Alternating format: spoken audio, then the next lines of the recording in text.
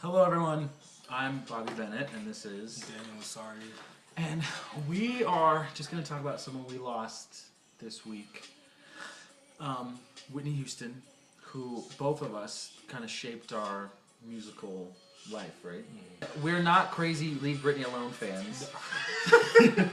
You have to do it. That is not this. That is not this. And that is not a Whitney Houston fan that would do that. We are, no. Because she would come up to she'd you look and at be you like, what is your problem? what you doing? Calm Calm down. down. Okay? That's what you would do. Anyway, we basically wanted to talk about, because the media is just going to say nothing but negative things. And all they're going to do is talk about whatever alleged drug use, so on and so forth. Now, we wanted to say something that real fans would be able to appreciate and look at, despite all the negative shit that's going to be on TV or whatever. And my theory is, everyone keeps saying she was taking Paxil or whatever, Xanax or whatever, and because she still drank. I mean, she's still, and that Grammy weekend, it was Grammy weekend. Everyone keeps talking about these photos where she looks disheveled or whatever. Who the F ever looks fantastic leaving a crowded ass club? When she was in the club till Who knows? 3, I don't know what time, Whatever. but way in the morning. She'd been swimming every day. Oh, God forbid her go swimming and get her hair wet because it's just going to come back looking like a Disheveled. druggie in it. Disheveled. But I meant, like, that night at that club, she's around a million people like this. It's gonna be hot and sweaty, and she was probably a little loose anyway, and probably had some drinks. And who looks nice? No one looks hot leaving the club. And what kills me is that I noticed, like how I was telling you, that she looked kind of puffy. Now that in women, especially if you're taking any kind of antibiotic like prednisone or something, that makes you puffy. And in women, heart disease, because we think that she died of a heart attack, heart disease masquerades as a lot of things. In women, it can masquerade as a stomach ache or being dizzy or something. Right. And then all the previous years of drug use could have affected her heart, and she could have had a massive heart attack in that bath and then slipped under the water and drowned. Right. And that's what I think. I mean, I'm sure you I think the same thing. I think that, like, all the years of her doing drugs and whatnot probably led up to the event that happened on the 11th in the bathtub, had some effect on her body or whatever, including the prescription drugs that she had with her and the alcohol. But to say that she was probably smoking crack or doing something in that room or that whole weekend, totally false, totally far-fetched. God forbid her being a 48-year-old woman who wants to go out and party with all her peers for a party weekend, right? And drink a little bit, like, God forbid. And you know what? What else kills me is that she was a silly person. She was funny, and people don't allow her to be that. Because she was funny. I'm gonna show you a video. My bad. Kiss my ass. Kiss my ass. We gotta live with SARS, Amtrak. She's hilarious, and she's funny, and people made fun of that. I'm like, stop saying negative things. It's not nice. It's not nice. It's too soon. Everyone's going to get made fun of. They'll make fun of Elvis. It's been 30, 40 years since Elvis has been dead, and they'll still make fun of him. Mama Cass, she's been dead for 40 years. They'll still make fun of her. I know that comes in this entertainment, and being in the business myself, of course I've been made fun of like no fucking other. Sorry for the F word, but it's still too soon. And when I did Idol and was hot for a quick second, I couldn't do anything. People treat you differently. You will never know what it's like until you live it. I mean, and just think of it as a respect issue. Like, a mother died. Someone's sister. Someone's daughter. People say, celebrities, they're in the public life. They should get used to that kind of stuff. It just comes with the job.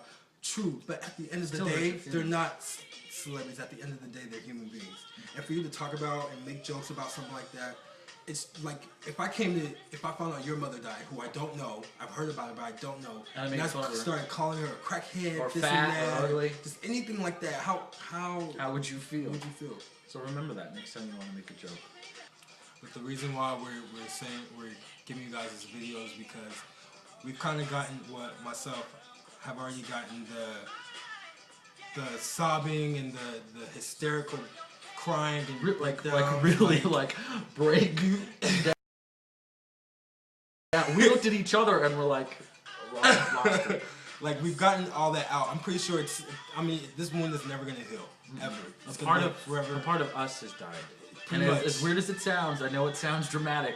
I know they won't understand. And you won't but get it. We're doing this. But that's why we're doing it, because Because I'm not nuts. Someone else feels this way. And someone that fell in love with when I was 12 years old, and you were... I was about to say, no. I was, Bodyguard came out, what? 92. 3, 4 years old, that young. Really? That young. But there's certain Whitney songs that I know my mom loves, because my mom loves Whitney too. And so when I hear those songs, I think of my mom. And that's what makes it more hard for me too now. Because you associate that with your mom. Exactly. I thought I was Whitney Houston. Like, I'm not kidding. I'm not kidding. I had this, I cut holes in a sheet and then put the sheet on, and it was like a train. Like she had a diva train. And I would do concerts in the backyard to Whitney Houston's set list. My Love Is Your Love. Opening with Get It Back. Intermission right at I'm ever Get It Back. She was the first one I played at home listening to music. I Wanna Dance With Somebody. That was the first song I ever sang in front of anybody outside of church in my 3rd grade talent show. I was nervous as hell. You know, I didn't tell my parents I was doing that because I was nervous, but it was the first time I ever had the bravery to get up on stage and sing in front of people because of that song, because of her, because I had seen her on TV, I listened to her records, and I'm like, oh, I want to be like that lady right there. She's we're here to say our piece and to leave her alone in a sense. But again, let's remember the voice. Let's remember those fantastic performances. How funny she was. How great of a mother. What a wonderful mother and daughter. How spiritual her relationship with God was. Yes, most and foremost. Let's remember that everyone makes mistakes.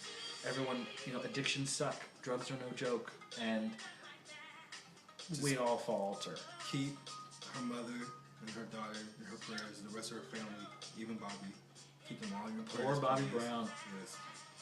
I wish they would leave him alone too. They should leave him alone too. They should leave that whole thing. And I'm not saying, because I'm not gonna blame Bobby Brown, because Whitney was her own person and could have been like, you can do that, but I'm not. But when you love someone, it changes things. And when you have a child with someone, it changes things. But God love him, because he'll be blamed forever. It's true.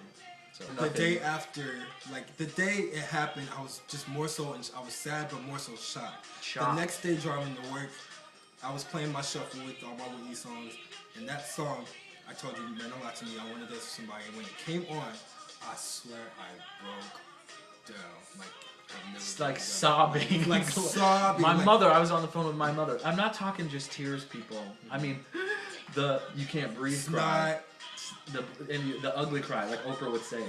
The ugly cry. Pretty much. Yeah. The ugly cry. And there'll be no one like her. Whitney Houston once said that her mother taught her to watch the best. And she said, quote, Whitney said, so I watched the best. I watched Aretha. I watched Barbra Streisand.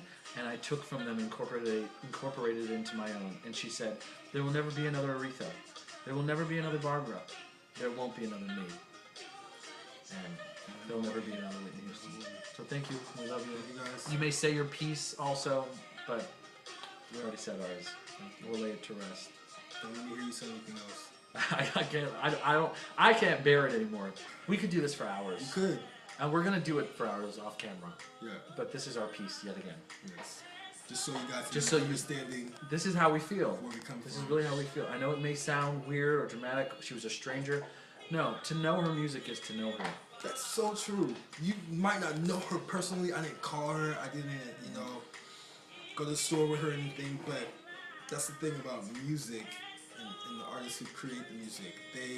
If they're effective with their talent and they have a real God-given talent, then it's a blessing for them to be able to connect with their audience and have fans that love them in the way that they do. And Whitney was one of those people. Whitney was that person to Bobby and myself. You connect on a deeper level. Exactly. We're not idolizing. We're not worshiping her by any means. She's not a god. I have a god. I have spirit. And she would have told us the same thing.